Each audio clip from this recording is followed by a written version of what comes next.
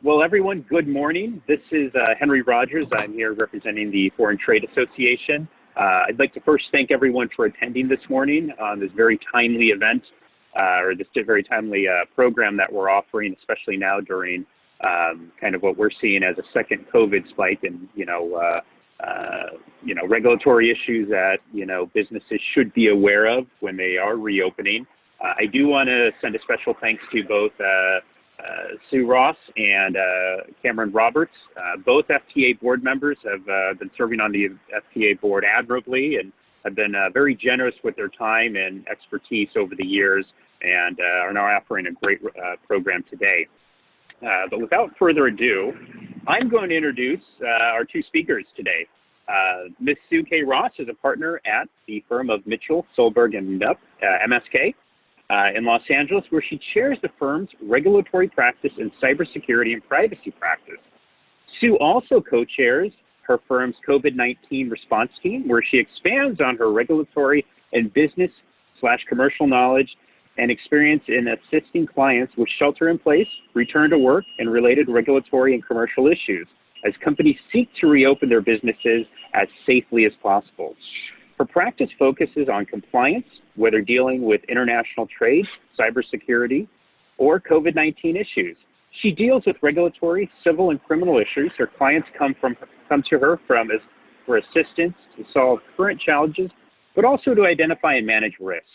In her international trade context, Sue continues to represent domestic and foreign companies and entities in both the administrative and commercial settings regarding the importation and exportation of goods before U.S. Customs and Border Protection, the Food and Drug Administration, the Department of Justice, Treasury, Commerce, and State, Federal, Maritime Commission, the U.S. Trade Representative and International Trade Commission, as well as the Court of International Trade and various other federal and state courts and agencies which regulate the flow of goods, addressing issues such as corporate compliance programs, classifications, valuation, and admissibility of goods, export licensing, determinations, and compliance, voluntary disclosures, corporate governance and compliance, including internal and investigations, and crisis management, cargo security,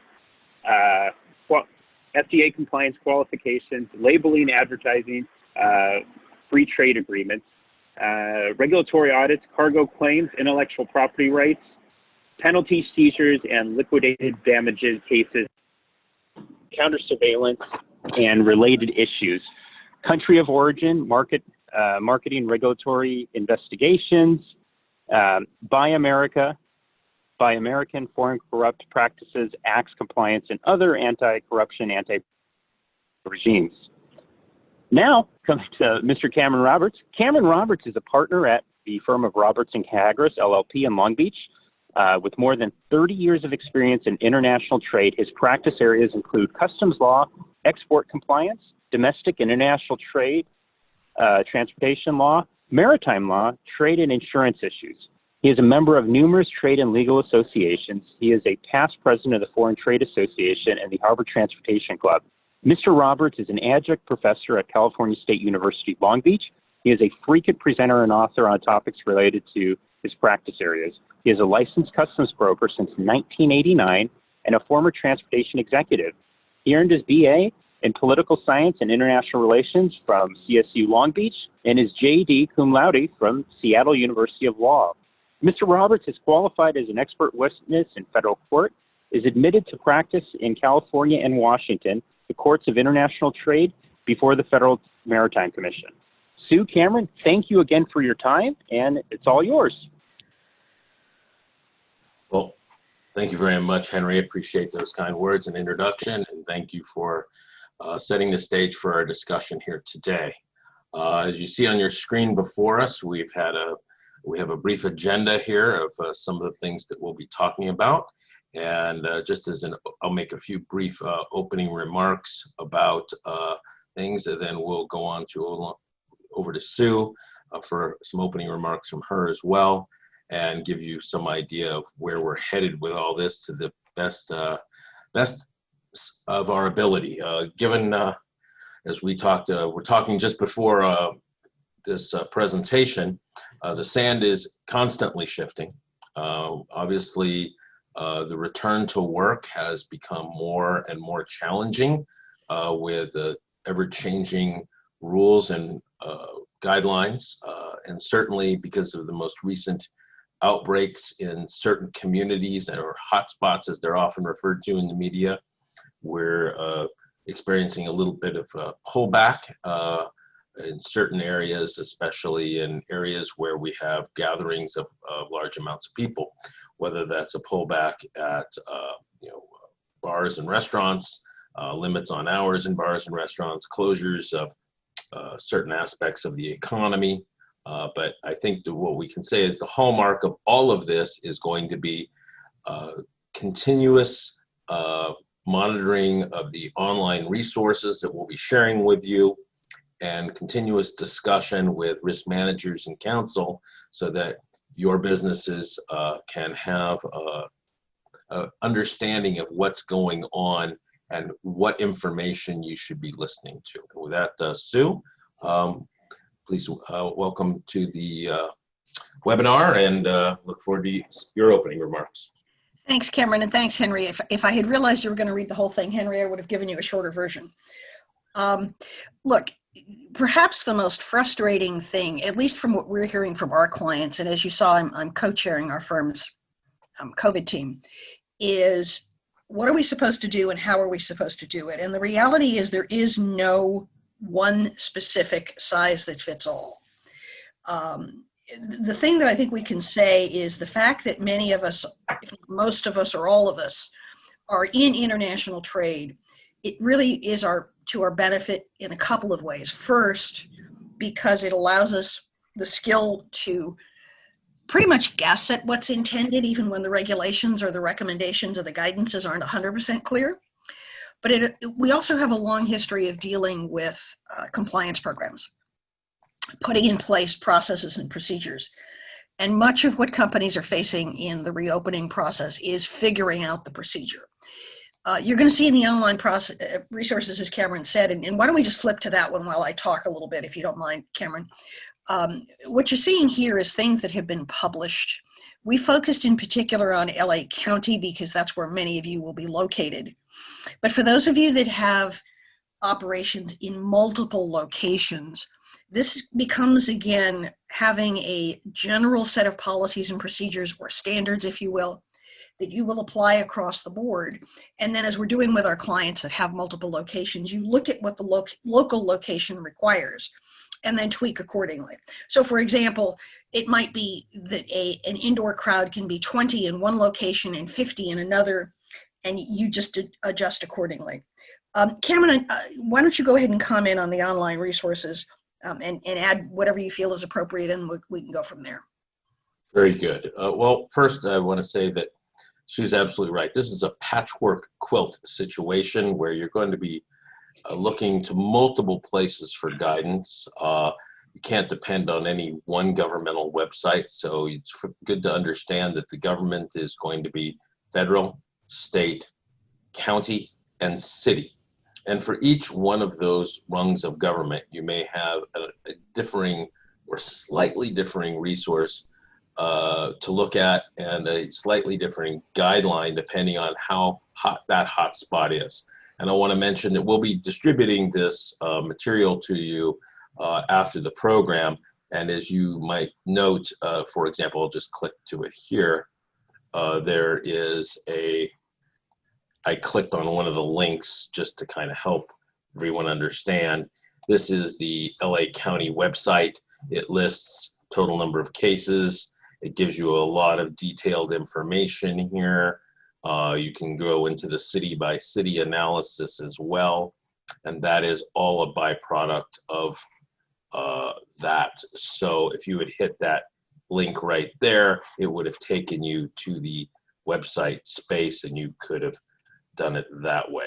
So I just wanted to help you understand that this is an interactive website link, a series of online resources for you, not just a few things to Google, and you can utilize that tool when you receive it. That's really about it. Let me just add to that if I could, and Sure. We have to apologize because both of us missed the fact that it reads Country of Los Angeles instead of County of Los Angeles. But I do think that in a lot of cases, people do think Los Angeles thinks it's become a country. One of the tricks to all of this, to the extent there are tricks, is you have to read each of the orders. So if you're in LA, and this is pretty common throughout the country, you have to start with what's in the state order, then look at what's in the county order, and then look at what's in the city order. And to be clear, in some cases, it's issued by, let's say, either the governor or the head of the board of supervisors or the mayor. And in many cases, a lot of the guidance is coming from the Department of Public Health. So you do need to look at both levels, or both sides of the house, if you will, and at all three levels of government. The other thing to keep in mind is that when you're looking at these multiple locations, you want to find the one that is the most limiting, because that's the one that's the most likely to keep you out of trouble in terms of having anybody tell you you're doing it wrong. And to those of you that have not seen it, there was an announcement, I think it was earlier this week, it might have been the end of last week, where because of the lax practices at a series of McDonald's franchises, the judge in Oakland issued an order mandating that these particular McDonald's be closed until he, the judge, is satisfied that the franchise owner puts the proper controls in place. And we're going to talk a little bit about what some of those processes and procedures or controls are. But do keep in mind that not getting it right can be far more serious than just having people get sick. You can actually be stopped from operating. So let's go to the next slide if we could, Cameron. Why don't you pick it up from there? Or is this one mine? Well, I think it's kind of ours, but I will take ownership over the last typo. So with that understood. Well, we both read it and we both missed it. All right. So look, all of us are, as I said, used to doing policies and procedures. And you know that the beginning of this is ownership has to take charge, has to have buy-in. This is clearly one of those situations where you have to have not just the team, which could be 2 or 3, or in larger companies, it's going to be much more significant in size, but you also want somebody that's the final word on all of this. Every one of these policies that we've put together for clients in the end says, if you have any questions, this is who you go to. Now, in a lot of companies, because of how they operate and because of the business that they're in, they actually bring in a medical expert. And that is the person who makes the final call on a lot of these things. But that's not the PR side of it. That's not the external message that you give to the visitors to the building, or the internal message that you give to your colleagues, your coworkers. That's the person who says, under these circumstances, this is what's safe. What we're talking about here is having a consistent message, having a process that says, all right, if you have questions, this is who you talk to. If you have concerns, this is how you deal with them. And it does begin with a well thought out set of written policies and procedures. Cameron clicked on the link to what the LA County has put out. Just by way of example, it can often be more than one setting. So for example, in LA County, you have, I think it's Appendix D, which is what you're expected to do if you're in an office. And then there's Appendix J, which I know only because we do a lot of work in the entertainment business in the firm, but there are a bunch of other appendices in the middle there and after that deal with a whole host of different businesses.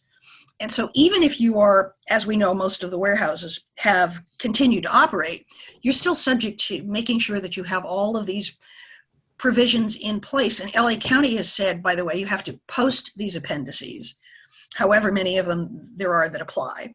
And then you have to make sure that you have the right policies. And I know we're going to talk a little bit about how you deal with staff versus visitors versus facilities. But Cameron, why don't you go ahead and add whatever comments you wanted on this slide, please. I think, and by analogy, I think Sue's earlier comment about many of the people online here working perhaps for customs brokers, working for non-vessel operating common carriers. So if you look at this similar to how one would look to a QI in the FMC context, somebody has to be accountable. Somebody has to know where the tariff is. Somebody has to know where the rates are. Somebody has to make sure that the FMC regulations are being followed, and who has some experience and understanding of these things. So that's what the QI design is in a nutshell. And I think similarly, this COVID czar or team leading concept has to mirror. So if you were used to also maybe as a broker doing things like internal post-entry audits for valuation, classification, 301 duties, things of this nature, learning from those examples and some of the processes and procedures that you do to exercise reasonable care as either an importer, customs broker, or FMC regulated OTI, all of those skill sets can be put into place here when you're looking at this COVID czar or coordinating team to respond to the return to work. So I think absolutely right. You can draw upon those examples. And of course, again, making sure that you have people who are well-trained in putting together manuals or putting in the workable, and important there, workable, practical policies and procedures, because I think Sue would agree that nothing worse than putting into a bunch of policies or procedures other than not following them. Yeah. Because once you write it, you have to actually be able to do it. And if you can't, that creates an exposure unto itself. Exactly.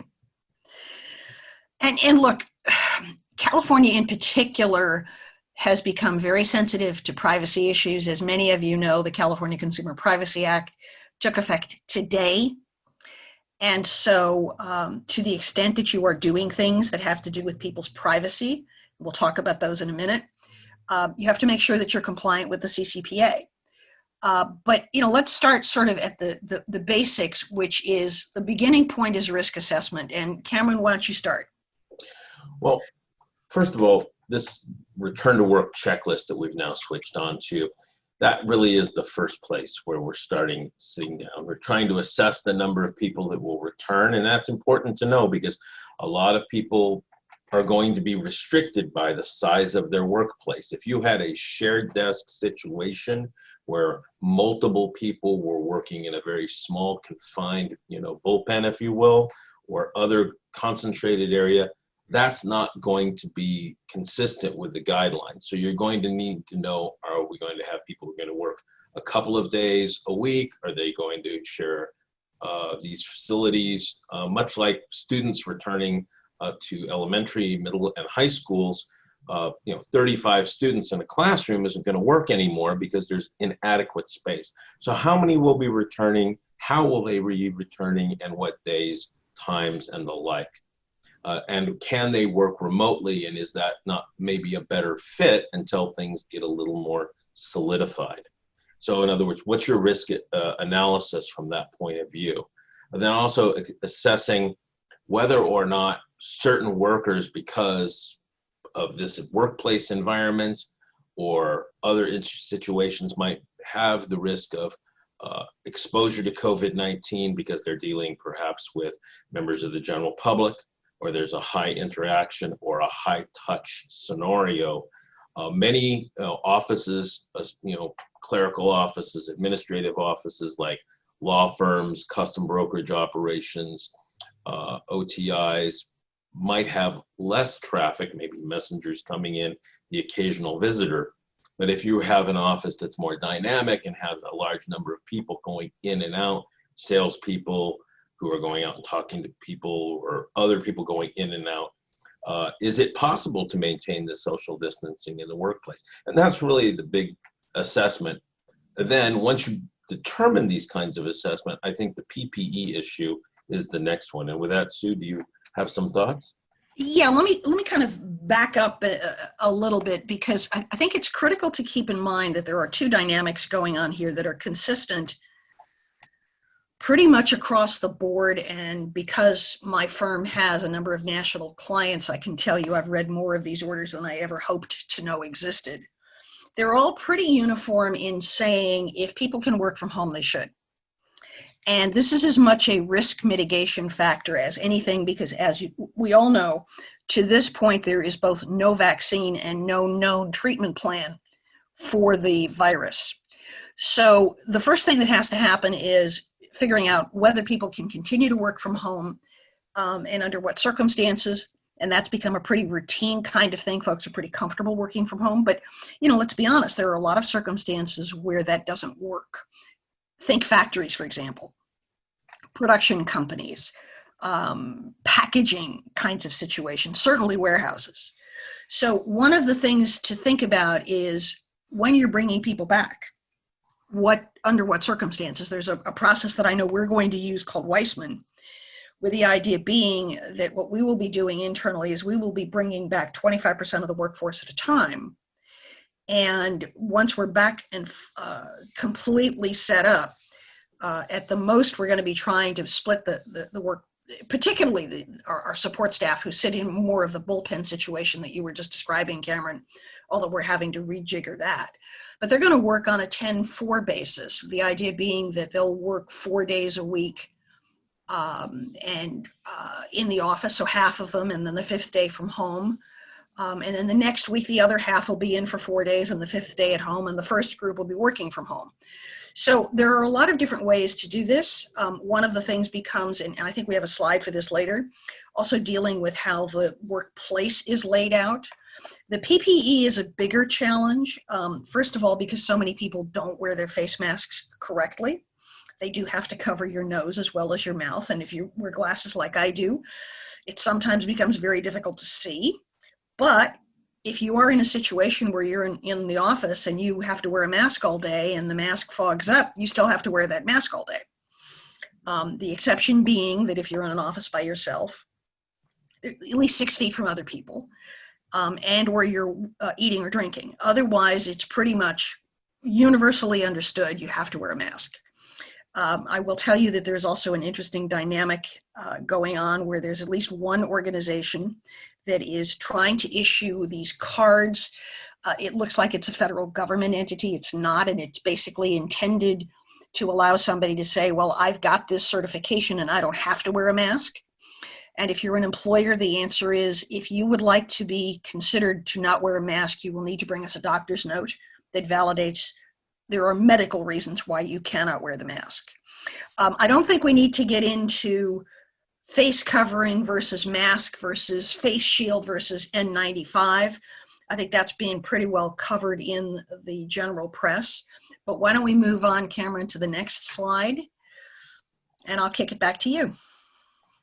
Well, again, more as Sue brought to bear, the first question is who can work from home?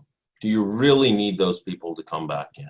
And that's a critical decision to make, because I think we would all agree that the best risk mitigation strategy is to have people work from home. That's been uniformly the advice from the start. If you didn't have to travel to work, if you didn't have to go to a place where you would be interacting with more and more people that perhaps go back home and interact with other people and so on and so forth, that's the preference. So with that in mind, then the next question is if you have a workplace site, how do you plan that facility to reduce the amount of potential infection? And so identify who is going to be implementing the plan. That goes back to our earlier discussions, but also to make sure that there's healthy hygiene practices going on. And one of the things from the earlier slides, you'll see those links, a lot of things will be teaching people. CDC has some very detailed guidelines about workers who, before they go to work, what steps are they taking at home? What steps are they taking to make sure that they don't come to work when they're feeling ill, when they have any of the known COVID symptoms, such as an increase in temperature. Then when people arrive to work, what are you going to be doing? And then, of course, as well, what are going to be the protocols for cleaning and disinfecting the organization? And with that, Sue, do you have some thoughts more specific to offices or to warehouses? I do, as you might expect. Yeah. Look, the first question in all of this is how you is doing the risk analysis we've talked about, figuring out how you can get people that are in the office to sit at least 6 feet apart and so on. The 6 foot is really based on science that says that's about how far the droplets are likely to go. For those of you that deal with singers or those that play wind instruments, it's 8 feet, but that's not really many of us. So this really comes down to going through your workplace and seeing how you can, as this slide indicates, reduce exposure. So it's things that are as simple as, if you have a reception area, are you able to put up plexiglass so that as individuals speak to your receptionists, they're minimizing that interaction, because you know that's typically not at 6 feet. But it's also some basic things like how many people can get in an elevator. Do you do things like, if the width of your hallway is not 6 feet but less, do you begin to have one way in or one directional kinds of things? Do you put arrows up? Do you put signs up? Do you put footprints down? One of the things we've kidded around in my building, we're on 18, 19, and 20 in a high-rise in Century City. The Starbucks we all go to is 1 floor below street level. So how far in advance am I going to have to figure out that I need an elevator to be able to go down in a circumstance where now we're limited to 4 in an elevator car? So working out those kinds of things. The health check issue is a little bit more complicated because it does definitely trigger privacy issues. So for example, there's a set of questions that the EEOC has approved, whereas normally as an employer, you're not allowed to inquire into people's health. So what some companies are doing is they're requiring employees to conduct this self-assessment, if you will, at home. And assuming that all of the answers are no, and assuming that your temperature doesn't hit 100.4, you come to work. A lot of employers are then saying, once you get to work, we're going to go through the same process. And oh, by the way, we will also test your temperature, which you should have done at home. It will be done by someone, and it will be done usually with a contactless thermometer. Also, the question is, who's doing that? And how are they being protected? And when you now have all of this, what is considered to be health information or medical information, the Americans with Disabilities Act requires that you as an employer maintain a certain degree of confidentiality over those records. What are you doing with it, and how are you complying with that? And then more importantly, from the employee perspective, is how are you conveying this information to your employees so that they are comfortable that they're coming back to as safe a workplace as is possible. Cameron, I think we go to the next one, and we'll come back at some point to the question of what do you do if you have all of this done and employees still don't want to come back to work, or they've come back to work and they're not being cooperative. So back to you. Very good. Well, here we have, again, some more details about what one should be doing as part of the cleaning and disinfecting protocols. Obviously, it was quite a challenge to acquire cleaning and disinfecting equipment or cleaning solutions. I'm sure, like many of you, you were amazed or frankly dumbfounded at the fact that you couldn't find wipes, bleach, hand sanitizer, not to mention toilet paper, which I don't think is on the list, but nonetheless important to know. And luckily, I think we're back into a situation where you can inventory these things as part of your office supply order and obtain those types of things in order to mitigate the spread of COVID-19. You also have the importance of frequently cleaning and disinfecting these communal areas, such as break rooms, common kitchens, and bathrooms. And training employees to clean and sanitize shared equipment and surfaces between each use. And this is obviously going to take more time.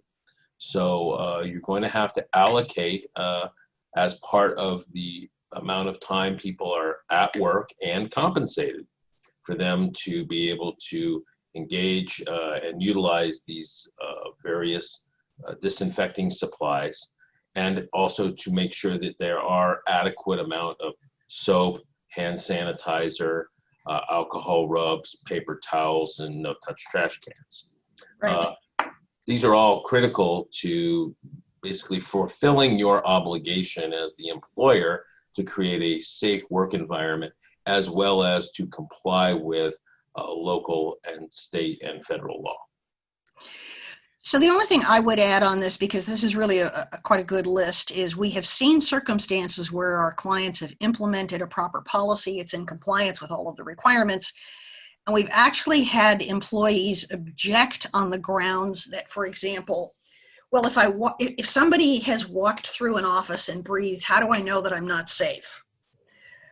Or how do I know that I am safe, I should say? Or, well, gee, how do we know that, the bathrooms go? Are you going to clean it after every use? And some of this is just people that are uneducated about how the disease is spread. And some of it, frankly, boils down to telling people that they should be cleaning up after themselves, just like they do at home. So I say this not because I mean to be flip, but simply because as a reminder that there are varying levels of knowledge and understanding, and sometimes you're going to get questions that are going to kind of blindside you because the answers seem pretty obvious. But you do need to be prepared for those, and they do need to be dealt with, obviously, in a calm and rational manner. The only other thing I would add before we go to the next slide is, look, you as an employer are obligated to provide a safe working environment. The generalized fear that the workplace might not be safe is not grounds for someone to not return to work. And we've got plenty of guidance from the relevant federal agencies on this. How you want to handle that in terms of, do you give them, loosely using the word, an accommodation? Do you allow them to work from home and they stay there? Do you insist that they come in? Those are all the kinds of questions that you need to look at the surrounding facts to answer. And frankly, some of these should be discussed with Labor Council, which I am not, although I've learned enough to be really dangerous. Go ahead to the next slide, if you would, Cameron. Sure enough. The 6-foot distancing guidelines are an interesting mix. You'll see signs, obviously, and I'm somewhat hesitant, to be a big believer in science, because you start to, I think, grow weary of keep seeing the same sign. They don't have the same impact, perhaps, but ours is not the reason why. Sometimes it's to do what we're obliged to do, and so I think that having the signs, and many of these websites that we have given you links to, have PDFs that you can use as office signs, entry signs for social distancing, that you can put into places like a kitchen, into a conference room, into a waiting area. So there's no need necessarily in every case to go and buy a whole set of new signs. There's a lot of information available on these websites that you can download and print from a color printer. And I do think that, utilizing the color, the floor markings and colored tape, especially things that go on the floor, I think I've seen in my own building, those seem to make the greatest difference. Although right now we're not queuing to get into the elevator because so few people have returned to work in my particular building. I'm here at the World Trade Center in downtown Long Beach. We have 27 floors. We have 2 floors of underground parking. All of the elevator banks restrict elevators to 2 persons per car. I've seen elevators that I know were much smaller than the elevators we're using have 4. So I'm not sure that everyone is on the same page with how far 6 feet really is, but certainly we've taken, shall we say, the more cautious approach in this building, and require masks to enter into the building. And we've restricted the visitor policies, so now visitors only can enter in our building through the ground floor level. Visitors are no longer allowed to park in the lower parking area, which restricts the number of visitors utilizing the elevators going to and from the garage, which I think is a good practice, because that obviously we want to maximize the available resources, and you have access to stairwells that are being used optionally if there are people who are in a hurry, although going up 27 floors might not be practical for everyone. Nonetheless, that is an option, certainly on the lower floors. And again, restricting access to visitors and to people who are couriers, delivery people, those things so that the resources are managed appropriately and don't put an undue strain or, shall we say, create bottlenecks in your access. I think you covered the bases. Let's go to the next slide. So, Okay, so this is sort of a continuation of what Cameron was just talking about. And a lot of this is understanding your own workspace and figuring out how things work. In my office, for example, we have a number of different access points on our ground floor. We have 6 elevators that will go up through a set of floors. And I think I said this earlier, we're going to be limited to 4 per elevator. We also have a set of elevators that'll take us up from certain of the parking levels. And the way the parking levels have been worked is very similar to the building that Cameron is in that if you're a visitor, you're really not able to get up to the floors without checking in at security first anyway. And that's been the norm all along. The struggle with what's permitted and what's not permitted in terms of the number of people or any of these other requirements really is a function of the building owner and what they're prepared to do and what they're not prepared to do. And some of them are more willing to be cooperative than others. Once it gets inside the office, there's this issue about how far away people can be. So we have a bullpen for our assistants. It's usually set up to 4 a piece. They're typically, when they're sitting, 6 feet apart. But because of the ingress and the egress and the sort of the filing cabinets in between, we're having to rejigger things so that people will be the full 6 feet apart whenever possible. You do lose, obviously, the benefit of being able to just drop into somebody's office and chat with them. But frankly, at this point, with the benefits of video conferencing, that's less of an issue. But here's the question that does come up. What do you do if somebody consistently won't cooperate? They won't wear their mask, they won't stay 6 feet apart, they're being difficult. And the answer is that, first of all, you need to be sure as an employer that folks are willing to come to you and identify that, and then you need to be willing to take action to enforce the rules. Because as Cameron said earlier, if you write the rules and you don't follow them, that creates its own set of problems. This is a classic example of where that can be the case. There is nothing worse than 1 or 2 people just flaunting the rules and making it miserable for everybody else. Despite what everybody says, to the extent that they're objecting, masks still remain the safest way to minimize the spread of the disease and really do need to be followed. So whether it's staggered shifts, whether it's working around reconfiguring the office, coming up with practical solutions. For example, one of our clients, their hallway is so narrow that it basically does not allow people to easily pass each other more than about a foot or 2 apart. And so we said, all right, let's be practical. If you're coming out of your office and you're walking into that hallway, once you've got your mask on and open the door, stick your head out and say, I'm coming out, and hope that other people will be considerate. And at least if you stick your head out, you now know if there's somebody already there, and you don't just step out into the hallway as you might have in the past.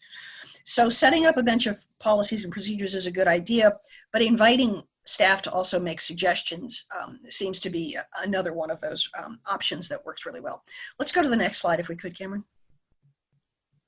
And we see here, sorry about that. See here, what happened? Well, the technology is revolting. There it is, sorry. There we go. I minimized something and then it went up there. Definitely user error. Okay.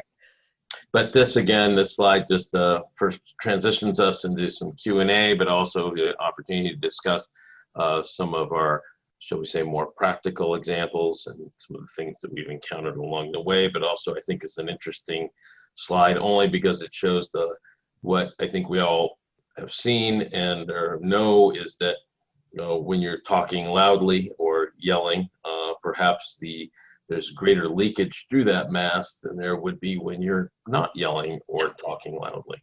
Yeah. So just merely breathing is one thing, talking loudly or yelling is another thing. So I think it goes without saying that a no yelling policy probably be a good thing, which doesn't work for everyone. Obviously, this is a stressful time, but certainly should be perhaps discouraged and contained if that's going to be somebody's way of expressing themselves. And again, this goes back to common sense and some rules and people following those rules and being consistent like we would advise people to do in pretty much all workplace situations, because, whether we like it or not, time, place, and manner is something that the law talks about a lot. Things that are okay in one set of circumstances are not okay in another. And it's being sensitive to that time, place, and manner rule, specifically with respect to COVID-19 and the return to work. Very important to understand that maybe your opportunities to say what you want, the old example of yelling fire in a crowded movie house, it's restricted speech because there you're endangering the lives of other people. So again, time, place, and manner, very important in this context. So look, there are some things to think about beyond what we've talked about. I mean, for example, one of the recommendations that we should mention is the one that says where you can avoid shared equipment, you should. So if the way in which you've operated has been to have, for example, something as simple as a common pool where everybody can pull their pens, you want to end that. Why? Yes, it's true that for the most part, the virus does not spread from objects. That it generally does not. It generally spreads through air droplets. But there are occasions where a surface can get very dirty and can be the source of the germ or the virus, and you just want to minimize that. So thinking about very practical ways to make sure that there's as little interaction of, for example, with the use of equipment, the use of materials, people passing behind or around or near each other. All of those where you have your copy machine located, for example. Is it the kind of situation where everybody has to gather? You used the term earlier, I think, Cameron, about points of congestion. And yes, it's true that elevators are the one that everybody thinks of, but think about your coffee machine. Think about your copier. In a lot of circumstances, the recommendation is to do away with the communal coffee pot, even the one serving Keurigs. Why? Because they are places where people will reuse the equipment. And there is a natural tendency, because of how we've conducted ourselves in the past, to not think about the need to clean that before you use it. If you're particularly concerned, you take a wipe into the bathroom with you and you wipe everything down before you use it. You wipe it up after yourself, after you've finished using everything. You try not to use you try not to use your hands to push elevator buttons. Use your elbow. I mean, we've all seen the don't shake hands, bump elbows approach that's been used. I mean, not only trying to find ways to implement that into what you're doing, but to encourage people to follow that is really critical to the success of all of this. Yeah, it's great that we can say, well, if you've done the best you can and you still have employees that don't come back to work, you can discipline them. Well, that's great. Great. You can do that as an employer, but these are people you want to keep around, presumably. So having them be willing to come back and be happy about being back in their workplace is a set of circumstances that's desirable. So, Cameron, I think with that, the only other point I would make, and I think this has sort of been mentioned before, is for a lot of companies, they were considered critical, or they thought they were critical, and they continued operating, even if they didn't operate at full strength. They're still required to implement these kinds of provisions. To this point, other than the bars and restaurants that the health officials have been visiting, We haven't really heard about too many businesses in LA County that have been visited, that have been cited, or anything like that, although the guess is that that will probably come because the numbers are going up. But I think at this point we're ready for Q&A. I would agree. I would agree with that, and I think we'll start our video. I just checked the Zoom chat. I didn't see any additional questions at this time, but with that in mind, yeah, we do have 19 participants out there, so if any of the participants would like to post some questions or ask some questions, as they say at WestCon, this is the Ask the Lawyer panel. You can ask us. You may not like the answer, or we may not have an answer, but we probably have some thoughts that might be helpful, and we'd be open to hearing what any of the people online would like to discuss or have thoughts about. So while we're waiting for questions, Cameron, did I hear you say, so we have a question from Andrea. What do you do with building owners that are not compliant with state guidelines? What are your thoughts? As a tenant, I think I might want to look at my lease as a starting place, and also consider discussing that with whoever the on-site manager is, and explain to that on-site manager the risk that they're creating and try to get them to increase their compliance. I know a number of building owners that sometimes are, shall we say, less than interested in spending money because, you know, certainly we're going through a very difficult period here. Certain times people are not paying rents or coming up with reasoning not to pay rents, which causes an increased contraction. But unfortunately, cash flow is not an excuse, and compliance is required. So I would start with building managers, and then I perhaps would go, if that were not effective, I would ask them if the building manager, if they're organized through a central group, if there was somebody up higher beyond who's on site that I could speak to about this, because that building manager, especially if they're from a third-party group, are going to be, and managing multiple buildings, they're going to be much more attuned to this and getting the owners. Now, if it's just a single owner and, you know, the owner's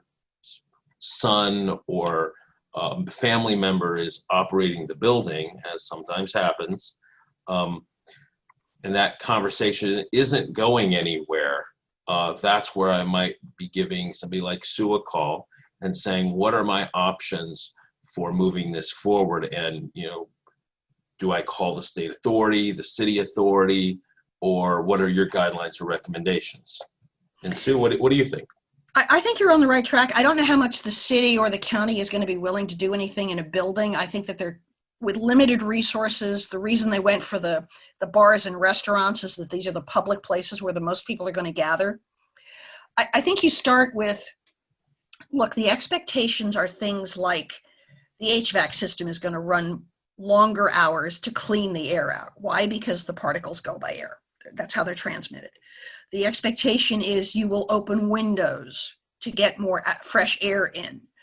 So you kind of look at those sorts of options. Now, obviously, if you're a tenant in a building, you don't necessarily have control over the HVAC. Although I think in a lot of the more modern buildings, certainly there's an opportunity to ask for it to be turned on. And I suppose in a pinch, what I might do is ask for it and have a debate with the landlord later about whether I'm going to pay for it. But I think ultimately, some of this is just the practical. I'm not sure I can move my business, or if I can, that I will.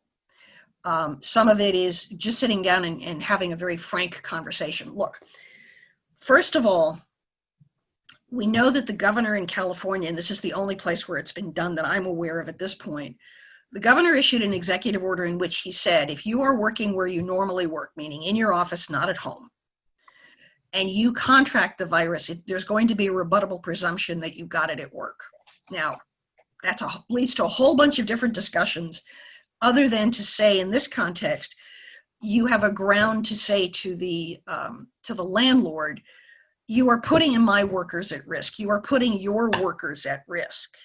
You know, is this really something that you want to be doing? And oh, by the way, have you looked at your insurance policy? Because frankly, it may not cover this. the vast majority of them do not cover virus and pandemic related damages.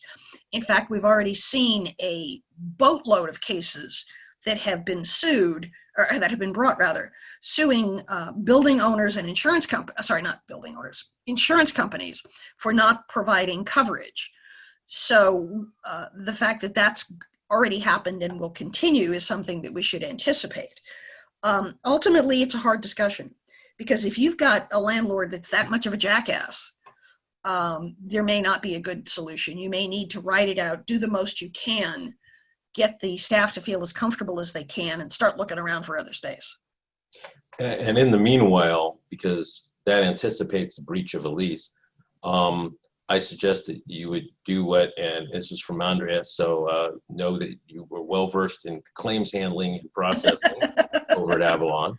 So what are the basics of a claim?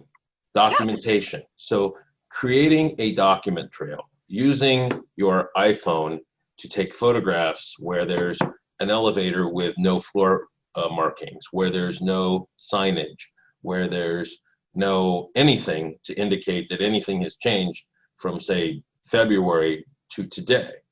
I mean, you go through my building, there's tape on the floor, there's floor signs, there's everybody's wearing masks, they have security guards on site that are enforcing this policy, et cetera, et cetera. So I would say documenting, document, send emails, and do so repetitively to lay the foundation for the landlord discussion that, you know, I told you on this date, I reminded you again on this date, I told you again on this date. Here are the photographs that I took with my iPhone on this date, showing this and creating that, so that you have admissible evidence that people like Sue and myself can use to persuade a landlord that your right to terminate the lease is righteous and shouldn't be disputed. Because ultimately, if you want to, moving is expensive enough,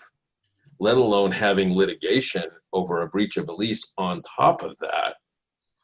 You want to avoid that. So I think creating a clear admissible evidentiary trail supporting the necessity of the breach is critical to that decision-making process.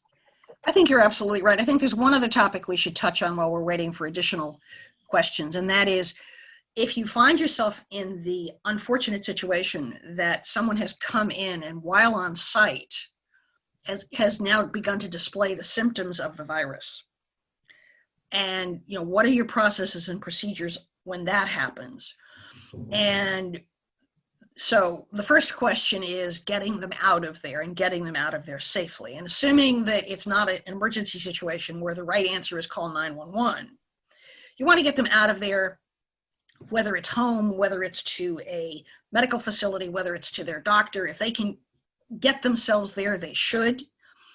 And then you need to do what's called contact tracing. That is, once they get settled, you know, you get on the phone with them, you find out, and the rule of thumb is, who have they been exposed to, or what is called had close contact with? And the rule there is, with whom have they spent 15 minutes or more, excuse me, in the last 14 days.